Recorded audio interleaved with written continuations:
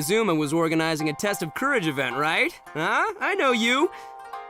Oh, what am I doing? Well, obviously I'm here scouting out the place. I've been investigating the area and have already figured out all the plans for the event. Of course, I can tell you all the details. We're practically family. I'm Max Middleman, and this is the Genshin Impact version 3.3 special program. Let's roll the version 3.3 trailer.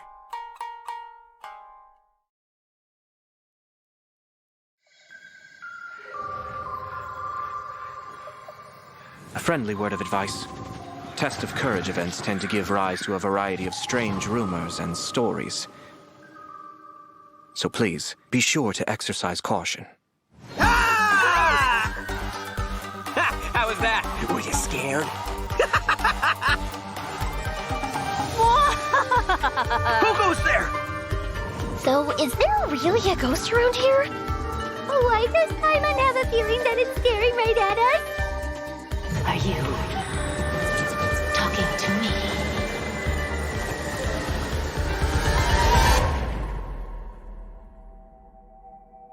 Jester, I have completed the task you gave me. From this day forth, Balladeer and Kabukimono will cease to exist.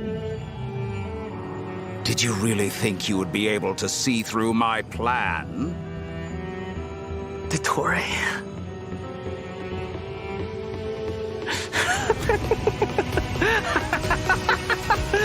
Dottore!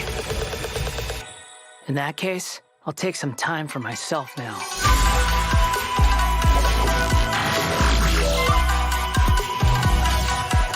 Squall and Fury!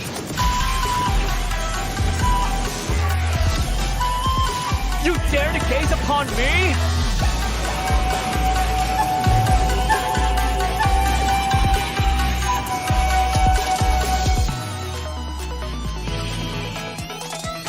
Dare to mess with me?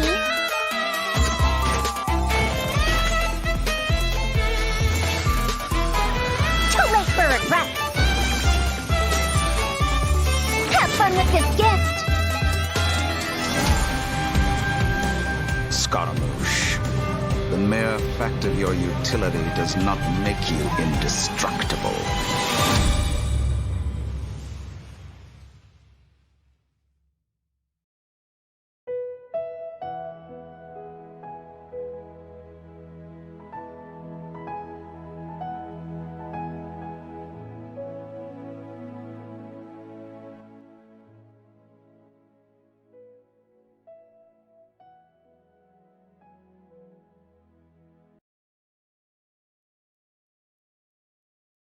Everyone, and welcome to the Genshin Impact version 3.3 special program. I'm your host, Sarah Miller-Cruz, the voice of Lumine in Genshin Impact, and today I'm joined by... Max, the one and only Middleman, voice of the one and only Arataki Ito. And I'm Patrick Pedraza, voice of the Wanderer. But up until now, travelers have only known me as Scaramouche, and everyone's been battling Okay, me in the dann game zeigt mal. Yeah, that's true, but to be fair, Wir haben ein bisschen was von einem neuen Event gesehen. Yeah, I know. Anyway, I'm Wieder ein Geister-Event hatten wir ja schon mal in Niue. What did you all think about that trailer? Okay, so I definitely saw Irminsul in there, and I am really excited to find out more about it. Yeah, that trailer had everything. It had everything. It had action. It had drama. It was lighthearted in places, but it was dramatic. Yeah. Dude, I'm just super stoked for everyone to see Scaramouche's, backstory. I'm super excited about it, for real. Heck yeah. Well, speaking of that, following the story's development, Scaramouche is still in Nahida's custody. So I bet the question everyone's wanting to know is how he'll become the Wanderer. Yeah, for sure. And there's quite a story behind that. If you're interested, then be sure to play through the Archon Quest Interlude chapter, Inversion of Genesis. There is so much to learn in this quest, so I hope everyone checks it out. Okay, also Scaramouche Man, you can't just leave Leggy everyone hanging Quest. Like that. How about some hints? Come on, please. Please. All right. How can I say no to a cute chibi Ito? You can't. Here's a little preview from the quest. We ran into two people at the academia today talking about an essay. Turns out their topic was about the Tatarasuna incident. From what they were saying, it sounded like lots of Tatarasuna's history is still unexplained. And most of the information we have now is just from people filling the gaps with their imagination. At least that's what they thought. Well, they guessed right about one thing. Tatarasuna was sabotaged. Oh, Pretty rad. Wait, why are they talking about Tatarasuna? I guess we'll have to see. It is interesting, though, to see the Traveler, Nahida, and Scaramouche all together so peacefully like that. Yeah, but in this interlude chapter, Nahida will task the Traveler and Paimon with keeping an eye on Scaramouche while we go with him into Irminsul in search of some information. Oh, interesting. So obviously Nahida must have some reason for deciding to keep Scaramouche around. Oh yeah, totally. And I'm liking Scaramouche's new style. Ooh, dude's looking sharp. Heck yeah, always. No, right. And at this point, he's known by a completely different name, the Wanderer. I love that name. Okay, so I know I'm not the only one who's curious about what happened. I mean, it looks like he's really changed a lot. Yeah, for sure. But I'm afraid that's all we can show for now. Travelers will have to experience the story for themselves in-game. I mean, it's better to explore the storyline without too many spoilers, right? True. Yeah, I guess you're right. Okay, we'll leave the rest for travelers to discover themselves. But the Wanderer is also going to be a new playable character in version 3.3, so let's talk about that. I'm sure many of our viewers are curious about his talents. Heck yeah, sure thing. Let's have a look at the Wanderer in combat. There's no need to exchange pleasantries. It's rather pathetic to force a conversation just to occupy silence. The wind rises. Ah ja, er kann fliegen. Bow your head. Oder schwebt er nur so genauso komisch rum wie Kokomi? Alright, Patrick, you're up. Help introduce the Wanderer for us. Sure thing. The Wanderer is a catalyst user and has an animo-vision, so he uses wind blades to perform. Ja, hüpft genauso komisch rum wie Kokomi. Wait a second, wind blades? Not the same as the Traveler's Windblade, though. Okay. So, as everyone probably already noticed, the Wanderer can hover in the air when he casts his elemental skill. Upon using his elemental skill, he will first deal AoE damage before leaping into the air and entering a hovering state. So, while hovering, the Wanderer's normal and charge attacks will be converted into Kugo, Fushudan, and Kugu Tofukai respectively.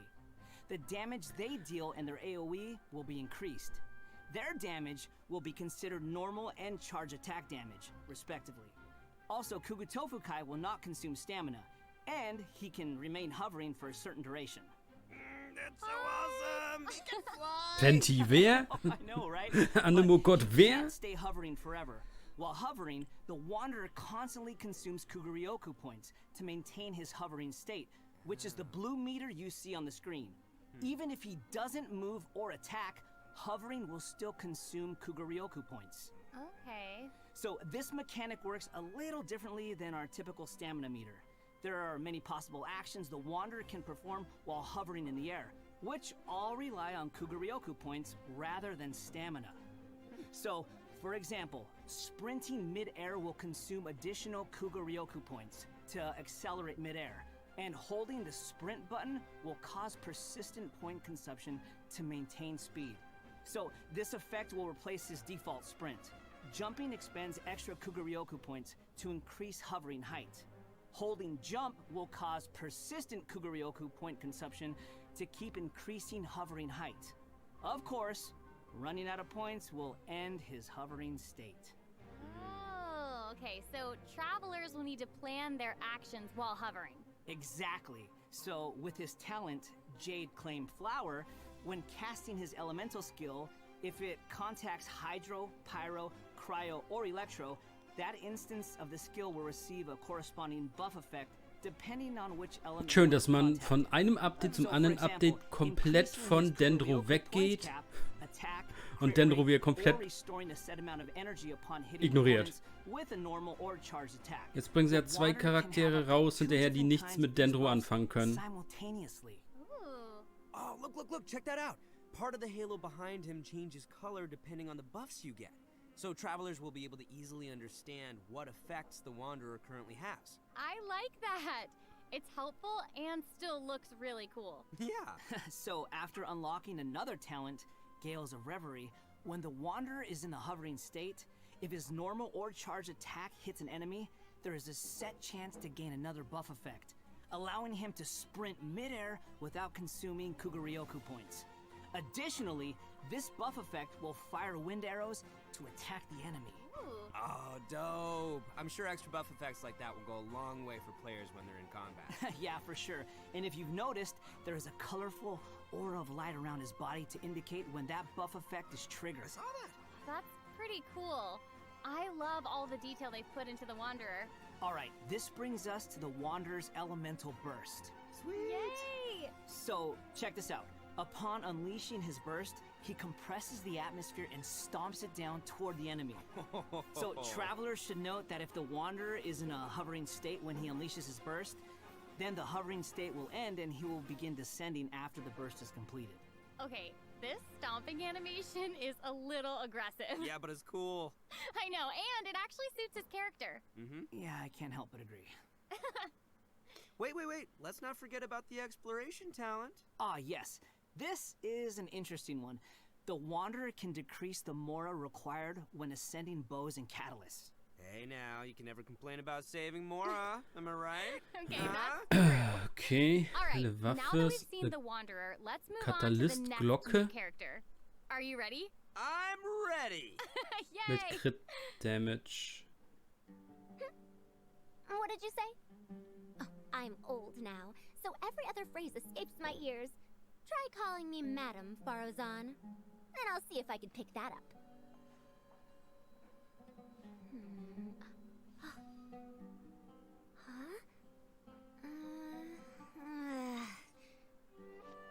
What is it that you would like to learn more about? Different forms of pressure-based puzzle mechanisms? The base layer design of elemental monuments? Huh. Wait. Did you forget to call me Madam Farozan just now when you asked your question? Whoa! What? There's nothing wrong with being afraid of thunder, even at an older age. Oh, she sounds gosh. sassy. Yeah, I know. and smart too. She seems so awesome. She's fun. I wonder what her skirt's made I out know, of. her design is so cool and really detailed. I love it. So, even though she looks super young, she's actually an old person? Like, where's my teeth? Well, she's not that old. I Oh, don't know, right. could've fooled me. Faruzan's age is probably still nothing compared to Scaramouche. Mm-hmm. But let's call him the Wanderer, Sarah. Please. Okay, you know who I meant. Actually, now that I think about it, yokai can also live a really long time too. That's right, yeah, no, and speaking of age, isn't the Traveler's age also kind of mysterious? That's true. It looks like all of our characters are intriguing. But it's safe to say that Faruzan is way older than most people in Tibet. Faruzan works in the Academia's Haravatat Darshan and has been a hairbod, which roughly means mentor, for over a century. So, I bet everyone out there is wondering if she's also some kind of creature blessed with long life, you know? Like Klee? No, she's actually just your regular, typical human being. Oh. Well, maybe not so typical. About 100 years ago, Faruzan was an undisputed genius, traveling all around Sumeru and solving many puzzles and mysteries. The notes she left behind eventually became the basis of mechanical research for later generations. Whoa, she sounds pretty amazing. But later, she accidentally stumbled into some ruins while trying to solve a puzzle. There, she encountered some strange phenomenon which stopped her from aging, and was trapped there for nearly 100 years. Woo. She eventually solved the puzzle and was able to finally return to Sumeru. Can you imagine being trapped in a puzzle for 100 years? Oh, wait. So that's how she's been a hairbod for over a century. Yeah.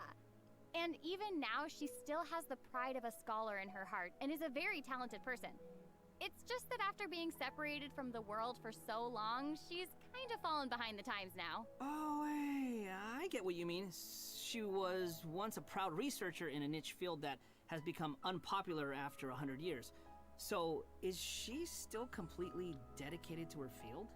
Yep, and she often tries using her old age as a means of drumming up support for her ideas.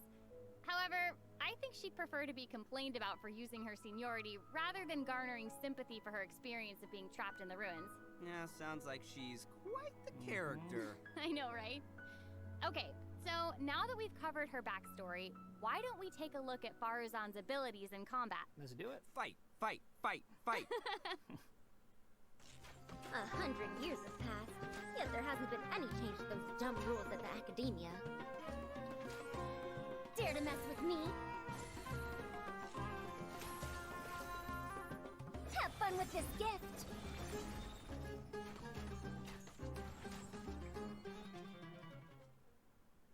I love all the geometric shapes when she's playing. Did you guys see that? Yes, there's so much geometry, and I took geometry. It looks so cool. Ah, yeah. So, Faruzan is an animo character, and she wields a bow as her weapon. Her normal attacks are the usual bow attacks you'd expect from a bow user, so there's not too much to say about that. But her skills are where things get interesting. Her elemental skill deploys a polyhedron that deals damage to enemies. After using her skill, her next aimed shot will become a special attack that creates a vortex, pulling nearby objects and opponents in. Oh, nice. So she can clump enemies together. And there's also another thing about her special charged attack. It will create a vortex effect at its point of impact. And if the attack hits an enemy or ally member, it'll apply a mark and create a vortex after a short delay. Okay. So it looks like there'll be a lot of potential uses for this attack. Travelers will have to experiment with it and see what they come up with. Yeah, I think it'd be amazing to try hitting teammates with the arrow in co-op mode and have them charge into the enemies to group them all together. Ja, wenn Leute Koop spielen würden. After unlocking the talent Impetuous Flow, the time required for fully charging Faruzan's next shot will be reduced, and the arrow will reduce the target enemy's animo resistance. In her elemental burst, she deploys a Wir sollen sie mit Scaramouche zusammenspielen, damit Scaramouche noch besser wird. Throughout its duration, the Ist dazzling ja... polyhedron will continuously move along a triangular path. Once it reaches each Seit wann corner ist of das that jetzt so? triangular Seit path, it will Inazuma, unleash dass one immer more whirlwind pulse. Charaktere als 4-Star dazukommen, die mit dem 5-Star zusammengespielt werden sollen? Mit der 5-Star noch besser ist?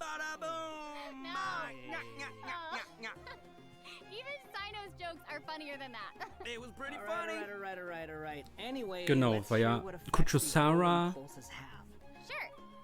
mit Yai Miko oder mit Raiden. Nee, war vorher nicht schon. Travelers should note that the effective range of this buff is quite large, and it's not just within the whirlwind pulse itself, so there's no need to go chasing the polyhedron. Shenhei oder wer war noch? Normal charged or plunging attacks, elemental skills, or elemental bursts to deal animo damage to an enemy, the damage will increase based on Faruzan's base attack. This effect can only be triggered once for a certain duration. Ja, aber das geht jetzt auch nur wieder diese Kombination, wenn sie den 4-Star auch mit in das 5-Star Banner packen. Her exploration talent reflects this, and she gains more rewards when dispatched on a Sumeru expedition for 20 hours. Nicht so wo jetzt, wo sie Layla halt ein komplett anderes Banner reingepackt haben. That is a good question. Let's talk about the upcoming event wishes. In the early part of version 3.3, the Wanderer and Arataki Ito will be available via their own event wishes. Faruzan will also be making her debut in these event wishes. In the later part of version 3.3, we'll be seeing rerun event wishes for both the Raiden Shogun and Kamisato Ayato. And last but not least, the new 5-star catalyst, Tule Tula's Remembrance, will be appearing in Okay, a also new wird Faruzan mit dem Wanderer in dem Banner sein. Das heißt, er muss nicht unnötig in einem anderen Banner wünschen und hoffen, dass man den 4-Star bekommt. Und neue Artefakt-Sets. Anemo Damage. Neues Anemo Damage. Und nochmal ein Elementarkunde-Set. Wow.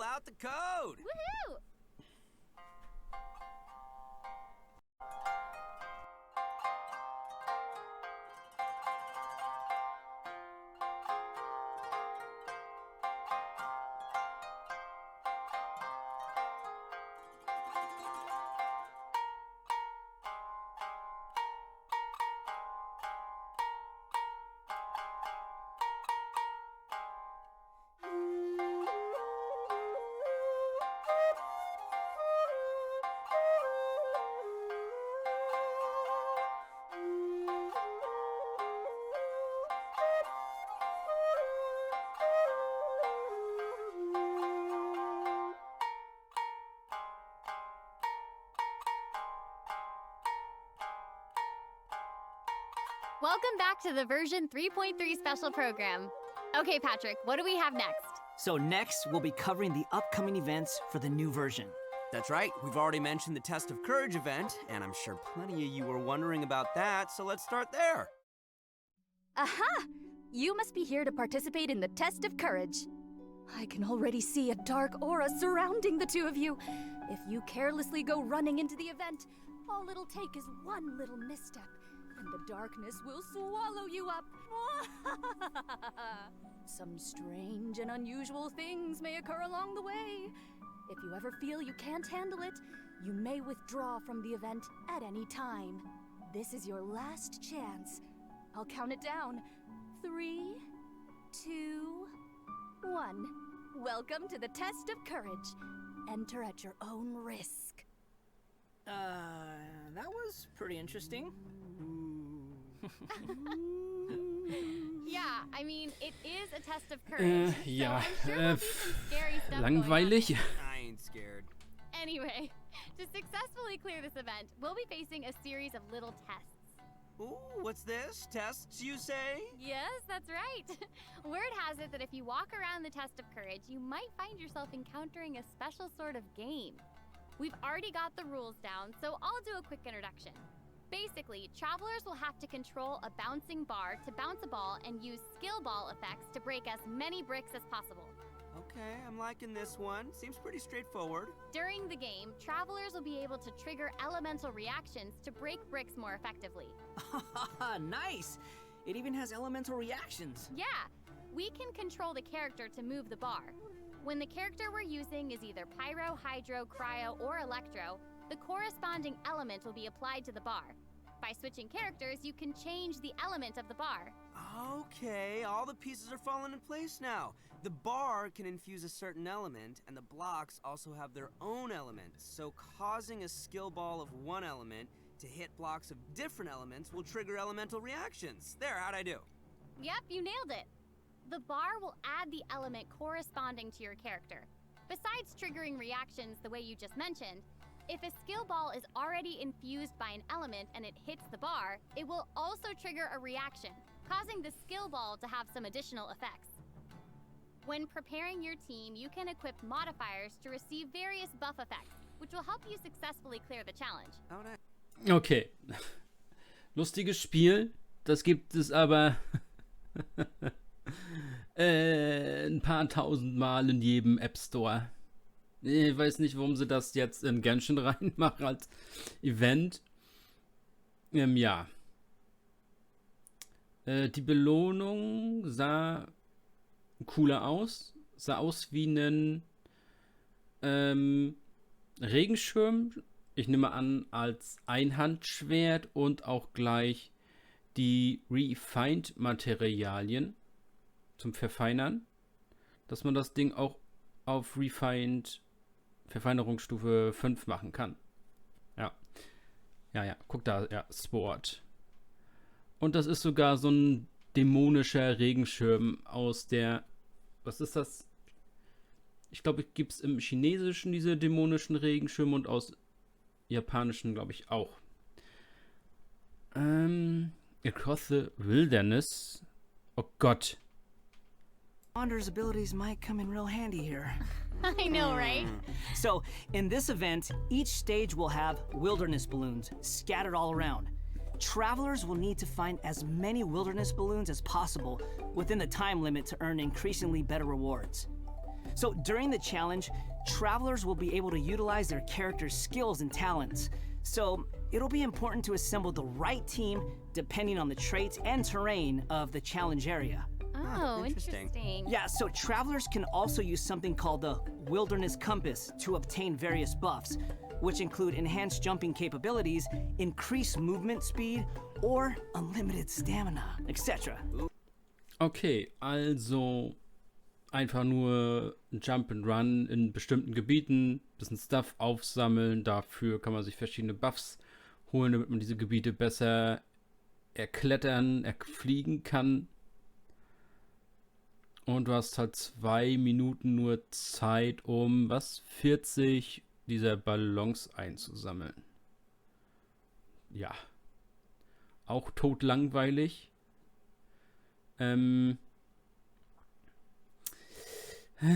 Ja, ich weiß nicht, ich in letzter Zeit, also wir haben ja jetzt keine Videos mehr gemacht für November von den ganzen Minigame-Sachen.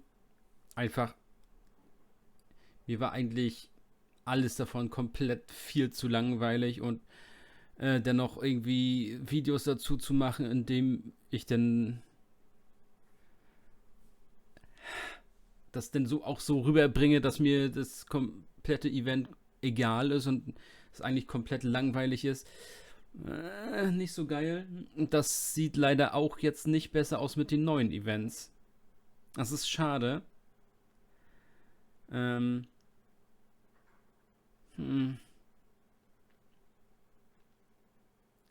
wäre halt cool, wenn sie irgendwie so ein Set von Events einfach Anfang des Monats starten und Ende des Monats enden lassen würden.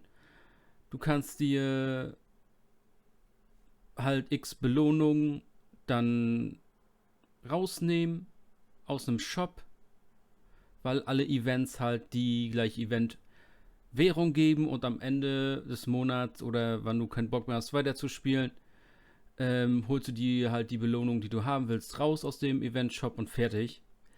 Jetzt immer wieder neue Events, abgewandelte Events. Jetzt haben wir hier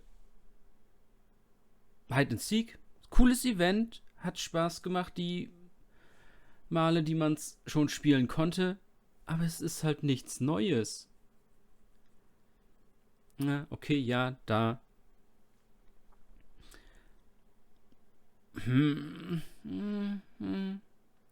Und dann anscheinend auch wieder nicht auf den neuen Maps. Weil das ist eine Map, die man vorher schon spielen konnte. Bei den letzten Mal Hide and Seek. Also das auf jeden Fall braucht neue Maps.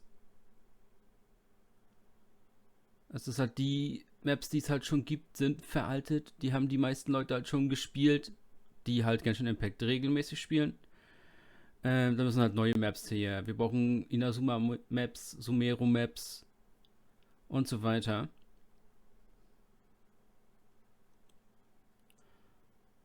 Fähigkeiten kennt man alle schon. Scheint auch keine neue Fähigkeit zugekommen sein für die Hunter oder für die Verstecker.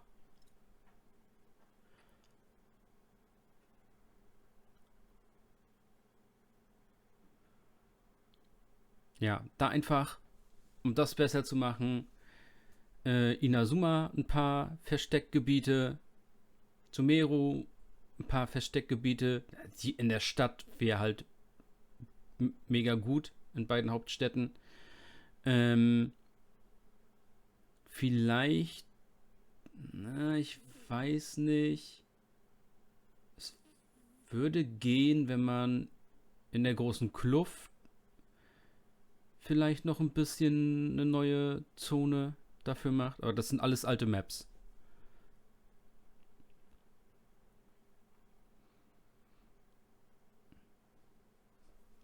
Ja, auch wieder nur diese Standardbelohnung, die man immer bekommt. Auch da müssten sie endlich mal was dran ändern.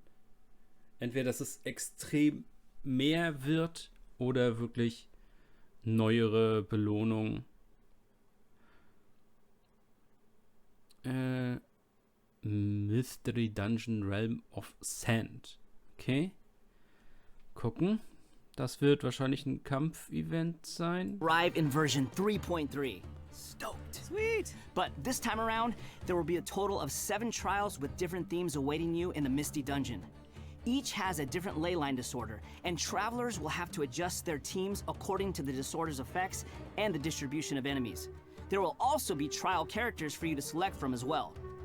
After entering the domain, travelers will need to go and complete 3 challenges to collect ancient runes. After collecting power from 3 ancient runes, we can power up the control array and proceed to the final challenge. Also, throughout the trial, additional benediction mechanisms and challenges will appear. Travelers may choose to interact with these to increase the leyline disorder's effects or revive and heal your team. You know, if it were up to me, I'd say just go for all the challenges. Also, das gab's schon mal in Inazuma, wo du halt durch die verschiedenen Räume durchgegangen bist, aktiviert hast, Buffs aussuchen konntest, Gegner beschworen hast. Nur, dass es jetzt in Sumero in der Wüste ist. Players can look forward to saving their resin and earning more Mora and experience books. Nice, that's awesome. That'll be great for all the travelers out there still leveling up all their new characters. And even if you don't need those resources now, it's always good to stock up and have more on hand, am I right? Nein. Yeah. Also Leyline Overflow einfach wieder, dass du 3-mal doppelt rausbekommst, ohne so viel Verlust an Harz zu haben. Dann das TCG, ist klar. To that, let's take another quick break and enjoy a redemption code. Yay! Yeah. Slap that code on the screen. Okay, der dritte Code und dann sind wir auch schon durch. Ich muss mal gucken, ob ich den ersten Part vom Stream hinbekomme. Zwischendurch ist ausgefallen einmal. Kurz nachdem sie den zweiten Code gezeigt haben, ist bei mir einfach Internet weg, Strom weg. Hab aber zum Glück noch mal Sicherung wieder nur reinmachen müssen. Ich hoffe, der erste Part ist zu retten. Also TCG würde ich mich drauf freuen, wenn es dann jetzt wirklich kommt.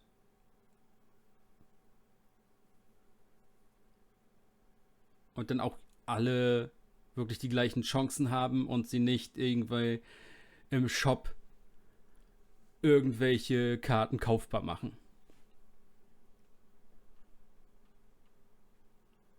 Several NPCs talking about a game called Genius Invocation TCG.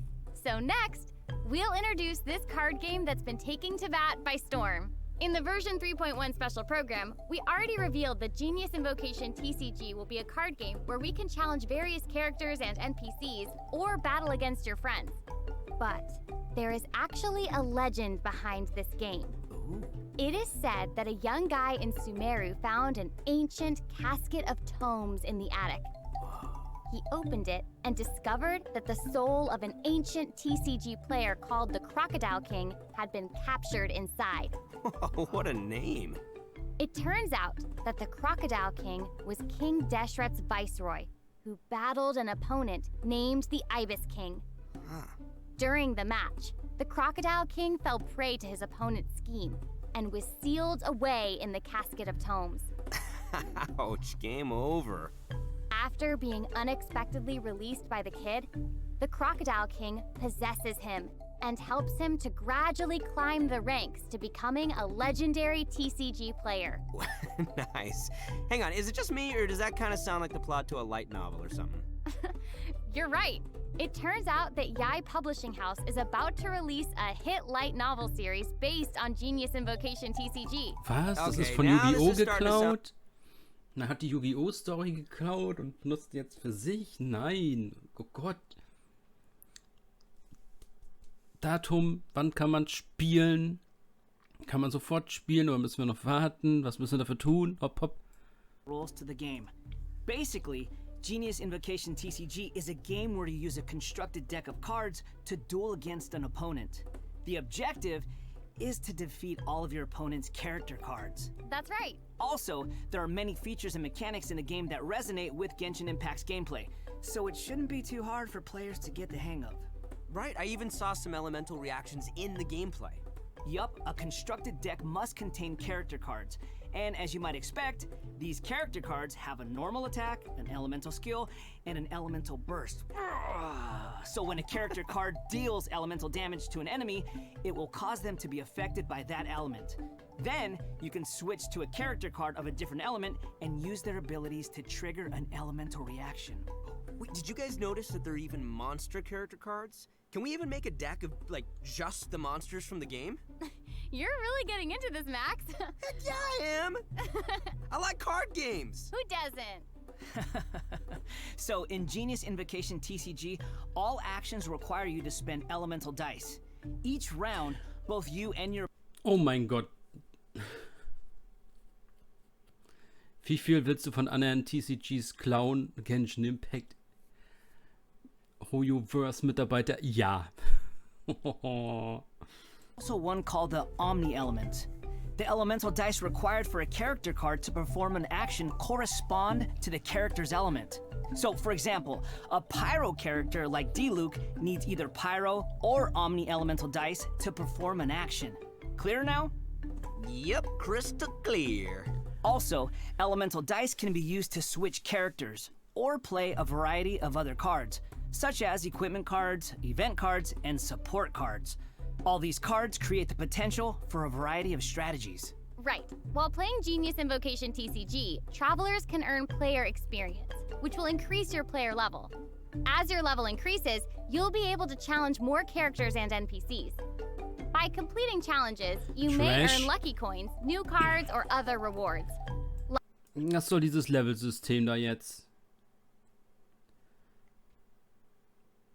Hä? Warum? Komplett unnötig.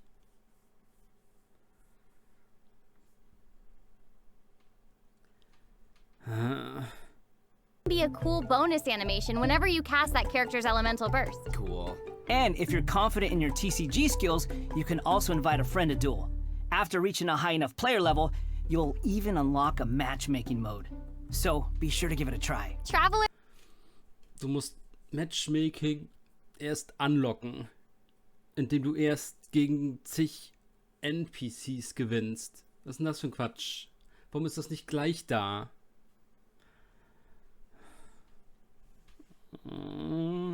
Program. Oh. So, what did you think? Why is it have... Okay, Events wieder komplett langweilig, genau wie diesen Monat auch. Schade. TCG muss ich mir angucken. Habe jetzt leider ein paar Sachen gesehen, die mir gar nicht gefallen. Also erstmal, es ist halt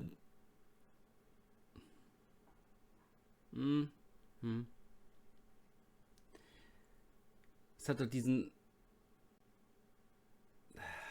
Ich will kein Character-Level / Battle Pass hochleveln müssen, damit ich irgendwelche Features freischalte, die so oder so eigentlich schon freigeschaltet sein sollten. Wie zum Beispiel Koop-Modus oder Online-Modus gegen andere Spieler spielen. Warum ist das nicht gleich da? Dann dieses, du musst erst so und so viel Energie oder Mana auf eine Karte ablegen, damit die Karte auch angreifen kann. Ist klar, kennt man aus anderen TCGs. War klar, dass sie da nicht die Welt neu erfinden. Und dass sie natürlich hier die Elementreaktion mit reinnehmen, war auch klar. Was mir gefallen hat, war, dass du durchs Spielen halt die Münzen da bekommst und dann die neue Karten kaufen kannst. Sie haben jetzt nicht gezeigt, dass du jetzt im Echtgeld-Shop reingehen kannst und dir mit Echtgeldwährung 5-Star-Karten kaufen kannst oder sowas. Das war positiv. Mal sehen. Also, da werden sich bestimmt sehr, sehr viele Leute sehr, sehr lange mit beschäftigen. Besonders Strategy Guides mitmachen für das TCG, dass du dann weißt, du spielst gegen NPC XY in der Stadt. Hier hast du einen Guide, welche Karten du brauchst, damit du sein Kartendeck besiegen kannst. Und dann werden halt lauter Guide-Videos dazu kommen. Da bin ich gespannt drauf. Und ja, ich gehe jetzt mal schauen, ob ich die erste Hälfte der Aufnahme retten kann. Ich hoffe, es hat euch gefallen. Benutzt die Codes natürlich vor dem nächsten Daily Reset, sonst bekommt ihr das Urgestein nicht. Und dann sehen wir uns am 7.12. wieder. Gucken wir ins Update rein. Und wahrscheinlich werden wir dann ein paar Mal für Scaramouche pullen. Bis dahin, ciao Leute.